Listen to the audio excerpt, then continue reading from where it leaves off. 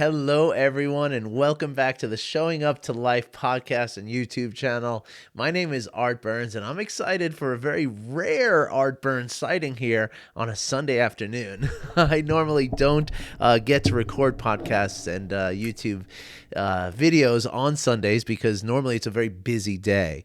However, I have to say, sign of the times, 2 of my clients canceled today because of COVID. Now, of course, we wish them well. We hope that they're safe and they're happy, they're healthy, and find their way back to recovery as soon as possible, right?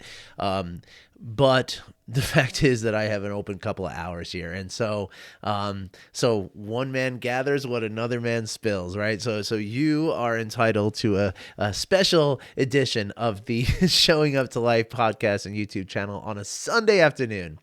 And I'm happy to be here with you. And so I shared, I did a couple of TikTok videos this morning. No, I usually don't even do those on Sundays, but again, my first meeting was this morning, which was 11:30, and then I had one for like just now that was canceled as well. So this morning I was like, oh, let me do a couple of TikTok videos with this extra time that I have.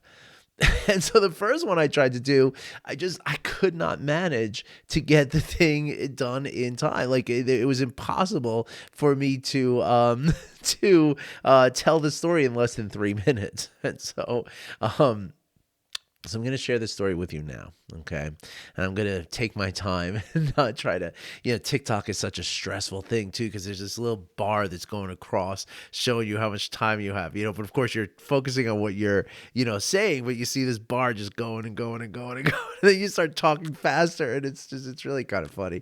But anyway, it's nice to have more freedom of time with you all. And so first of all, let me just say how much I appreciate you, because I do. Okay. I always think about you all. I just feel so blessed. Yesterday I did the second installment of the winter workshop series, which I hope you're able to come to next week, because it's getting really, really cool. For the second week, we had, like 12 something people. We had almost, I think, 15 the week before. I'm used to like maybe 2 or 3 people showing up for these things, and that's even exciting.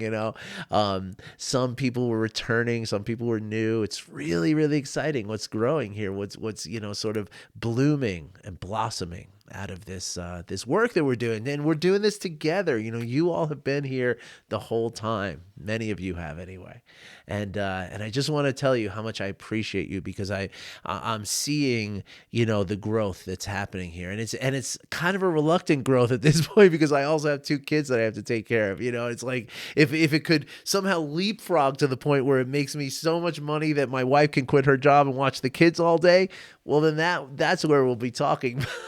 But it's not there yet. And so it's almost like a reluctant blossoming that's happening, but I see it, and it's so exciting. All right. And when I see that and I get excited about it, I think of you. I think of all the videos that you've been watching here. And, some of them, I mean, going way back, like Facebook. I used to share all my videos on Facebook. And so I get memories all the time. I was like, oh my gosh, you went on video like that, dude? There was no background, there was no lighting, there was no microphone.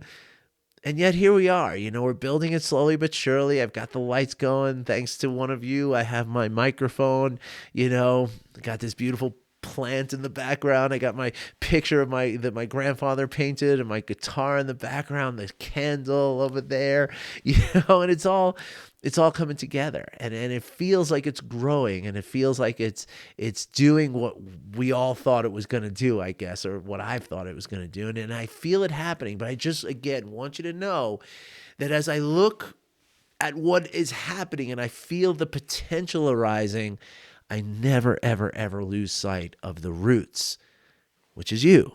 Okay. So thank you. Thank you, all of you. Thank you so much. And come to my free workshops. They're awesome and they're free. I'll take a donation, $15 or something like that, but you don't have to. So come. Okay. Next week, we're going to be talking about informal meditation practices. And this is probably the most important thing that I could possibly teach anyone. So please come, okay? I'll be sending out, stuff in the next few days about Saturday. So just click on the link. register for the Zoom and come to the meeting. Okay, promise you, you'll enjoy it. I've got people raving about these things. It's really amazing. All right, so let me tell you this story. So the late 1990s, I'm going to tell two stories today. This segment, I'm going to tell one of a personal story. And the second segment, I'm going to tell a story, the most powerful story of kindness that I've ever heard. And I think I may have shared this on the podcast before, but I'm sharing it again just because. Okay, so here's the first one, though. 1999. All right. In around the late 1990s, right?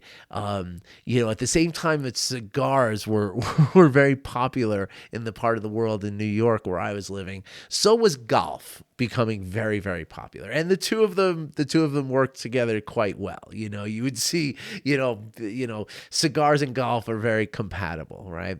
And that's the thing, right? Like, so, because of the work that I did at that time, at that time I was a vendor, a sales rep kind of guy for the advertising community. So I worked with the agencies that, like, imagine if the show Mad Men, and you can Google it if you've never watched it, but imagine if that show was set in 1999, okay? That's the world that I lived in, all right? And so at that time, again, it was still sort of the high life. We were still before the walls came crashing down with the corruption that was existing in this business. You had a lot of people paying off people for business and stuff like that. There's a lot of graft, a lot of payoffs, a lot of really ugly stuff. And people went to jail in the early 2000s over this. About 2005, I think, a whole bunch of people went to jail and got in a lot of trouble, right? I was never involved with any of that stuff, not even a little bit, But what was very common, if people are giving each other checks, and literally, I was at one point, the owner of the company I worked with said, "Oh, I'm going to set you up with this client, and all we're going to do is we're going to get him a credit card, from that I'll pay, that the boss would pay, and he'll give you all the business you want." I was like, I don't want to work like that. That sounds yucky. So I was there. That's as close as I ever got to it, right? But if people are doing that kind of stuff, like out in the open, like easy peasy, George and Wheezy, right? Then then you could imagine how common it was for us to take people to, a hockey game, a New York Rangers game, right? And wind up spending like $1,000 on the night, go out to steak dinner, go out to the hockey game, and go to like a gentleman's club after, stuff like that, which was something also I never liked. I used to pay one of the girls to go sit next to me and just keep me from having to deal with all of it, like, here, I'll give you $100. Can you just sit here? Because it wasn't my $100. It was the company's $100, right? And I don't believe in the exploitation of those places either, but, what am I going to do, right? Like it was part of the job, right?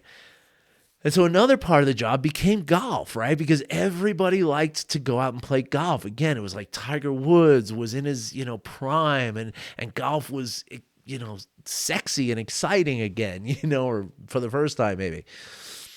And so the thing is that I jumped right on that train, right? Because I really enjoyed the concept of golf. It looked fun, seeing them make that swing and seeing the ball go soaring up in the air and stuff looked like a lot of fun, And so I went out and I bought the clothes, and I bought the little visors, and I bought the gloves and the shoes, and I bought all the clubs that you could imagine. I even had like the, accessories and the umbrella and the little raincoat that folds up into your golf bag. And, even had like a telescoping little thing that you could fish your golf ball out of the water, which I got a lot of use out of that thing.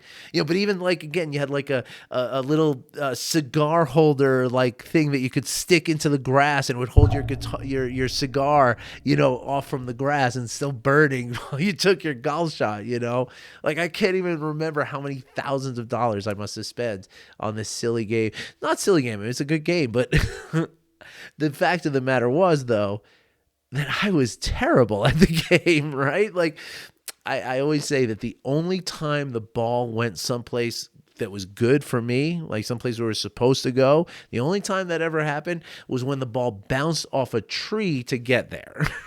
Okay? Most of my time was spent in the woods looking for my ball, my golf ball, or watching the ripples in the pond where my golf ball went. In fact, one of the people who back then I used to work with and knew a lot, he actually called my driver the divining rod. because it would find the water so efficiently. And so there was every year in May, there was a golf outing that was like industry wide for the print production end of the industry, right? So that we were all involved with like taking all the ideas and everything and making it into something that showed up in a magazine, right? It was our job to get it into the magazine and make sure it looked right, you know? So we were like the technical people.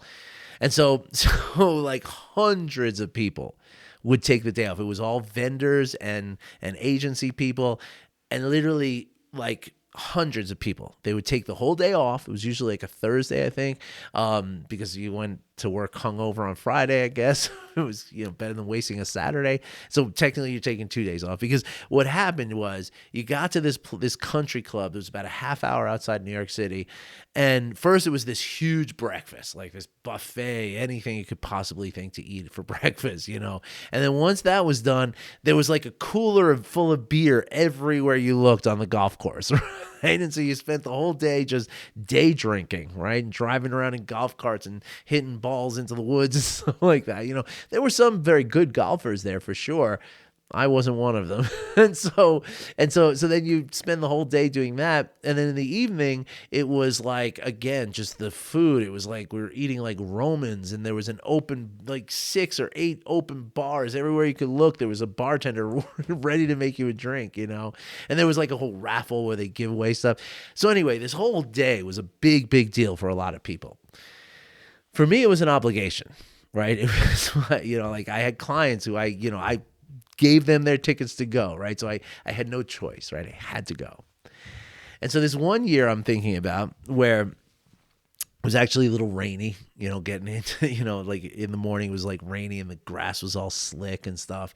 And again, now when you're talking about a couple of hundred people, literally hundreds of people, day drinking, this is not running like a well-oiled machine here, right? This is slow. This is a lot of people waiting around, a lot of people, standing around watching each other play these golf shots, right?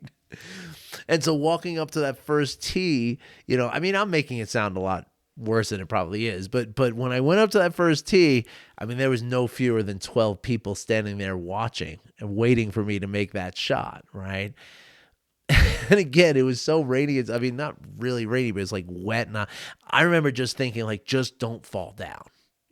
Just don't fall down and get all your white pants streaked with grass stains and mud stains on the first hole. Okay, just stay on your feet. If I could do that, I was fine. And I was sure that the ball was going to slice right into the woods, as it always has been, And and I was braced for it. I was like, fine, whatever, but of course, I wasn't. I shouldn't say that. I'm laughing about it now, but at the time, I was waiting for some pretty harsh criticisms, quite frankly, because that was just the culture, that was the community, that was just the way that things were, right? Like any time we were bantering around, it's always, poking fun at each other, being like little snipes, like I said, one of these people said, oh, instead of a driver, you have a divining rod, instead of like, hey, it must be hard, playing like this, but I give you credit for keeping a smile on your face. No, they try to knock you down, and this is the way, right? This is the way that a lot of people act, unfortunately, right? And so I walked up to that first tee, just praying that I wasn't going to fall. And I was probably squeezing that club like I wanted to, strangle the life out of the poor thing, But here's the thing, once in a while, when you take the golf swing, somehow, like a blind squirrel, finding a chestnut, you just, everything comes together. For whatever reason, everything comes together and you hit the ball exactly the way you're supposed to, exactly where you're supposed to, exactly with the right club speed, and the ball goes sailing straight down the fairway, over the little hill, and you can see it just slowly gliding out into the distance, right? That's like a 1 in 100 shot for me, right? Like literally, like out of playing a round of golf, typically at that time I would shoot maybe 110 shots. And out of all those 110 shots, I was lucky if one of them was that good. Okay. And this was the one on the first tee, so I'll take it. I should have gone home after that because it went right downhill from there. But in front of all the people, at least I didn't, completely fail. And my worst fears didn't come true, right? But now again, in that moment, I remember specifically, thinking like, oh, well, they're going to say, oh, look at Art. He finally learned how to hit the ball or something like that. Or like maybe say, oh, look, the blind squirrel found an acorn. How fun, or something like that, because they were almost better than me. And that's the way it was, right? But you know what happened? What happened is, and I'll never forget, like, especially the one person who was there who, I remember a few of them, but anyway, they cheered for me. They were so happy for me. They were, Artie, woo! Like, seriously, cheering for me. Because that's really what's going on. Right? Like, think about yourself. When you look at somebody doing something, right? Like, you see somebody trying to, cross the street with a lot of stuff, you're rooting for them to make it, right? Like, go, go, go. You can do it, right? When you see people, struggling with things in your life, you think like, well, you hope that they make it, right? Most of the time that's true. And any time that we feel that, when we're sniping at each other and we're trying to bring each other down, most of the time we realize that that's coming from a place of suffering on our own, right? But when we're feeling good, we want everybody else to do well too. And so it felt so good to have that kindness and to have that sort of recognition. Just for a few moments. Again, the next shot, I probably put right in the woods. I probably fell down, sooner or later out there. I don't really remember. But in that moment, I felt the beautiful kindness coming from other human beings, right? Because they knew, right? They knew that I was really probably very uncomfortable, and they saw me struggling, and they wanted to see me succeed. Again, it doesn't mean that they didn't make fun of me later on. They probably did. But in that moment, they were happy for me. And so I was thinking about that, because I'm really, thinking a lot these days about kindness. And I'm going to share another story in the second segment that's definitely going to bring some tears out. But the idea of kindness is something that we all have access to. We all have it. We all have the capacity, and again, well, it's available to all of us, but not all of us can access it, and that's because we weren't exposed to it. Growing up in a family that was very critical and judgmental and even abusive and very unforgiving, very unkind. It was seen in my family that kindness was a weakness. Right? And if you were kind, then somebody was going to take advantage of you. You had to protect yourself by being mean and being hard. And so I practiced all my life being mean and being hard, never, ever, ever practicing being kind. So I never learned how to use those muscles. Never learned how to do it. Now, of course, kindness comes naturally on some level, but on some level it must also be practiced, right? And so I invite you today, right now, even right now, maybe pause this video before you go into the second segment or this audio, and just pause for a moment and set an intention for yourself.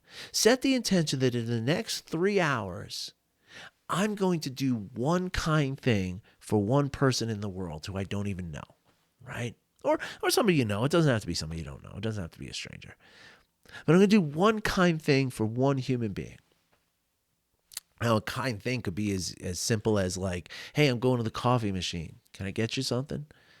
Or a kind thing could be just, meeting somebody's gaze on a sidewalk and saying, I hope you have a great day today, right? Or a kind thing could be, at a grocery store with the young person checking, scanning all your stuff through. You could say, hey, that's a really nice sweater you're wearing today. Or hey, Naomi, I love the way, that's a beautiful name. I don't know, that may sound a little weird, but hey, your hair looks nice today, right? Who doesn't like to hear that their hair looks nice, right? And don't fool yourself. Don't try to fool me. We all want to hear that. It was actually not too long ago that somebody told me that on a TikTok video. They pointed out, said you're having a great day, a great hair day, Mr. Burns. And somebody said that on here one day too. Some of you know who you are. My AC from the Big D. You know who you are. That feels great. I mean, I look, I'm not somebody, you can probably tell, I do not spend time on my hair. Like I drag the brush through it in the morning and that's it. And I wash it when it starts looking too greasy. That's it. There's no product. There's no, it's either in a ponytail or not in a ponytail, right? So it's obviously not a big priority for me, and I've never pretended any way otherwise, but when somebody says, hey, your hair looks really nice today, it's like, aw, that feels great. So you have the power to make someone else feel that way. You always have that power. Every minute of every day, you have that power. And it doesn't cost you a thing. And it doesn't require any difficult, strenuous anything. And in fact, it feels really good to do it. It's really easy, really simple. And it does something to you in terms of integrating your brain, integrating your stimulating your vagus nerve, all kinds of really wonderful things that's going to happen to your body by being kind to others. So I invite you today, start with this. Start with right now and every single day, set the intention at some point in your day to do one kind thing. If you want extra credit, do 3 kind things. Okay, but every day, and say every day for the next 30 days. Next 2 days, if that's all you can do. But set a time and set an intention and see if you can follow through with it. And if you don't, forgive yourself. Okay, it's okay, right? But when you realize that you haven't been doing it, well, you can do it right now. Right? And it might help to start doing it silently, right? It might help to start looking at people and saying, man, that person's hair looks really good today. I'm not going to say anything, but I'm just feeling it, right? It might help to do that a little bit. So maybe set the intention just to do that, to just think kindness and do that for a couple of weeks and then do kind act. The point is that if we can live in kindness all the time, it makes the sort of compassion is sort of a condensation of kindness, right? It's like kindness is all the droplets on a car window, and compassion is when they all come together in the presence of suffering, right? But you don't have to think about that. Just do one kind thing every day, or 3, like I said. All right, folks, I hope you enjoyed this. I'm going to share with you another story that shows the power of kindness in the next episode, in the next segment. All right, wish you well. Welcome back for segment number 2, and I realized that segment number 1 went way over time, so let's see what we can do here. I'm afraid I might keep you a little longer than 30 minutes today, but let's see what happens, okay? So this here is a story that I actually just shared this one on TikTok this morning. I tried to share the last one, but I couldn't. As I said, I couldn't tell it in less than 3 minutes, no matter how hard I tried. But this one I managed to share, and so I know I can do it in less than the 7 minutes that I have now. But I was not able to share it without crying. Okay, that so far still has never happened to my recollection. I think every time I've told this story, myself and oftentimes the person I'm telling it is crying by the end. So please forgive me ahead of time. I ask for your forgiveness if I start sobbing here. Okay. So this is a story that I learned from Jack Kornfield in a workshop, like a 4-week workshop I did with him. Amazing guy, Jack Kornfield. I strongly urge all of you to check him out. Honestly, with, Thich Nhat Hanh passed, just the other day, and, people like Jack Kornfield and Tara Brach and John Kabat-Zinn and Dan Siegel and all these people are becoming that elder statesman class, and I really recommend checking them out now, because they're still producing stuff, and they're still coming up. Their minds are still active, and so check them out now before they too are just, before we're just reading books that they published before. So anyway, Jack Kornfield told this story. And the story's about a math teacher, a high school math teacher, let's say sophomore year. And the scene is the day before spring break, okay? And so this math teacher wisely realized that the students aren't learning any calculus today or any algebra, Clearly they're more thinking about where they're going to be on their spring break or just being anywhere but here in this classroom. And so the teacher in her wisdom said, okay, everybody put your books away and take out one piece of paper and a pen, right? And in the meantime, what she did was she wrote down every name of every person in that classroom, right? All the students, right? Let's say for the sake of argument, there were 20 kids in the class. I don't know personally. And so she had them write down the names, and then she said, okay, now that you've written down the names of all your fellow students, right? I want you to write next to each name one thing that you find positive about this person, and one thing you like about them, one kind thing about them, right? And so they did it, right? And at the end of this exercise, she said, all right, turn in your papers to me and then go have a great vacation. We'll let you out a few minutes early, and I hope you have a great time. Woo, all right, yeah, everybody runs out of the classroom, right? And so fast forward a few months, and now it's like a day or two before summer break, right? I think finals are already over, and now it's just got those couple of days where you're just kind of doing nothing, and so the teacher again wisely understood that really nothing else is going to go on here today, and so she's not going to fight the rambunctious energy of kids wanting to be out of school for the summer. And so she said, go ahead and put your books away. It's all right. No more work this year, whatever. And what she did then was that she handed each student a piece of paper. And this piece of paper that she handed each student was a compilation of all the kind things that this person's classmates said to them, or wrote about them, right? So in other words, if you were in that class, you got a piece of paper that had, if there were 20 kids in the class, including you had 19 different things that people said about you. Now, I don't think it was like coded as to who said what or anything, but just hearing that 19 people, or maybe it was 29 people, whoever it was, said these nice things about me, right? Now, that alone is enough of a touching story, right? It's like, oh, wow, why didn't any teacher ever do that for me? Gosh, it's so beautiful. But the story doesn't end there. In fact, fasten your seatbelts. Because a few years later, this math teacher got a phone call.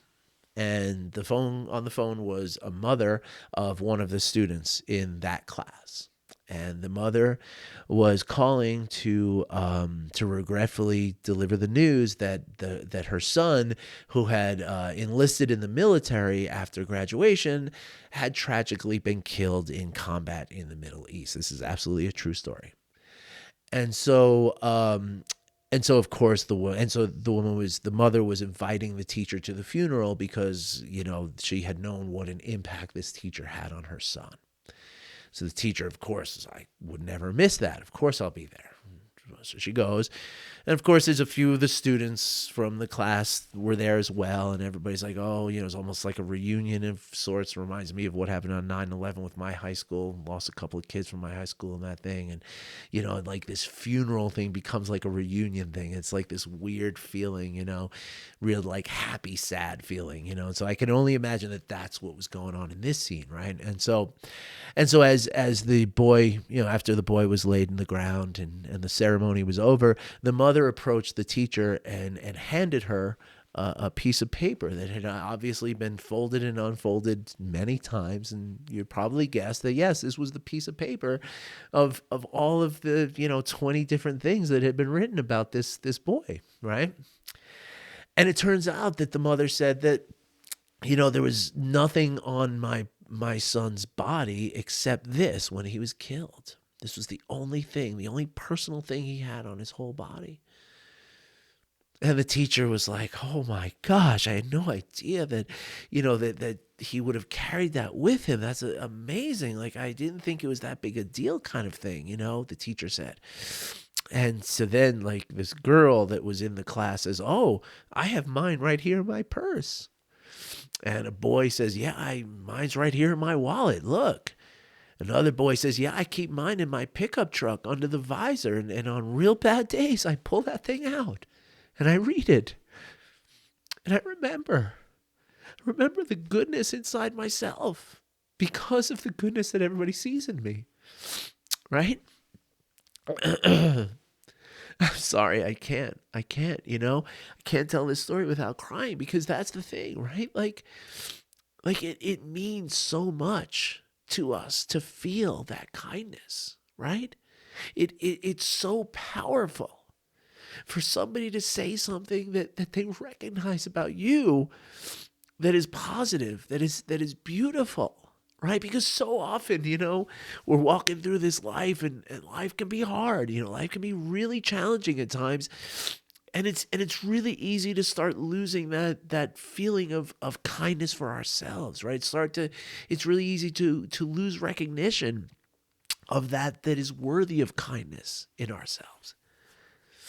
And the thing is that we're all worthy of kindness and compassion, no matter what.